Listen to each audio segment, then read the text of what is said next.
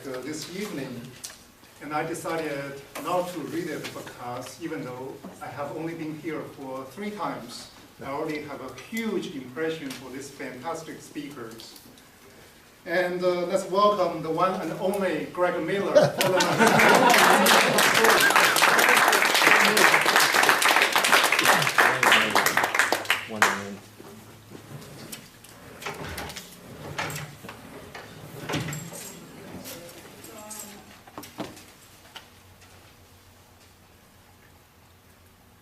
To tour or not to tour? That is the question. Congratulations! You huffed and puffed and saved enough money to take your family on a trip across the sea or maybe to another county. But before you take the trip, let me give you a tip.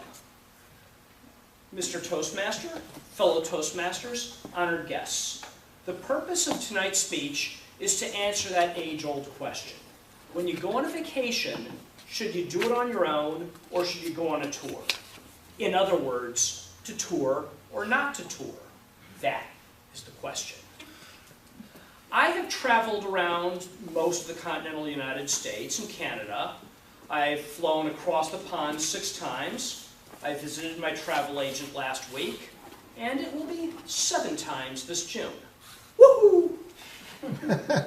I have traveled by myself. I have also traveled on tours. There are advantages and disadvantages of going on a tour as opposed to going alone. If you are going to a place that might be dangerous, whether it be for political reasons, for the high crime rate, or perhaps bad sanitation, go on a tour. Safety first. If you don't speak the native language, it might be a good idea to go on a tour. While you'll mock the way they talk, you'll do it all in vain. And if you go on a tour, the guide will help get you through the location with ease, and you don't have any problems involving the language with the locals. On a side note, it is very fun to break off on your own, go on your own in a place where you speak English and nobody else does. Last summer, I was in a park on the outskirts of Prague. I really had to use the restroom, and I was unsure. Am I a muži or am I a ženy? What are the consequences of making the wrong decision? Will I get arrested for wrongly thinking that I'm a muži? Would I be safe if I say I'm transgendered? What's the Czech word for transgendered? But in all due seriousness, it's much more convenient to do that with a guide. Also, if your sole purpose of going on a vacation is to see the sights, whether it be Westminster Abbey, the Tower of Big Ben, or the rosy red cheeks of the little children, it is definitely better to go on a tour because the guide knows exactly how to get there, won't get you lost, and will probably have a discount. If there's a problem, the guide will rescue you. That could be a medical emergency, or perhaps you might get arrested by those bobbies riding bicycles 2x2. Hopefully your tour guide will bail you out of jail. On the other hand, there are problems with going on a tour. They might spend more time at a place that you really don't want to be at, or not enough time. You might want to go somewhere else, and you're essentially trapped on this tour.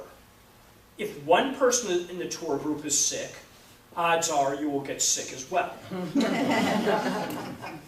You will have to deal with the idiosyncrasies and quirks of the other members of the tour group.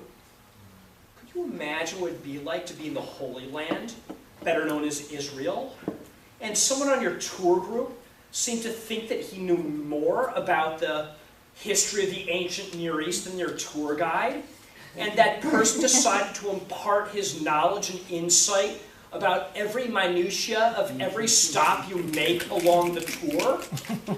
Or what if you were in Italy and a member of your tour group pulled you aside and told you confidentially that everything that the tour guide said about the Second and Third Punic Wars between Rome and Carthage was wrong.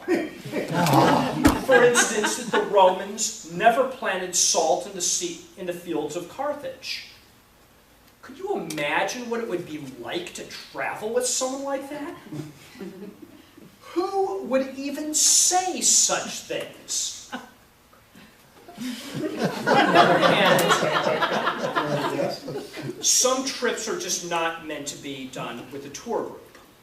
If your sole purpose of going on a vacation is to relax and hang out in one place, such as the beach, or a city where, if you're in a tour group, all you're going to do is see the city center and a few of the monuments. If you really want to immerse yourself in the city and wonder what the word for men's room and women's room are, then go on your own.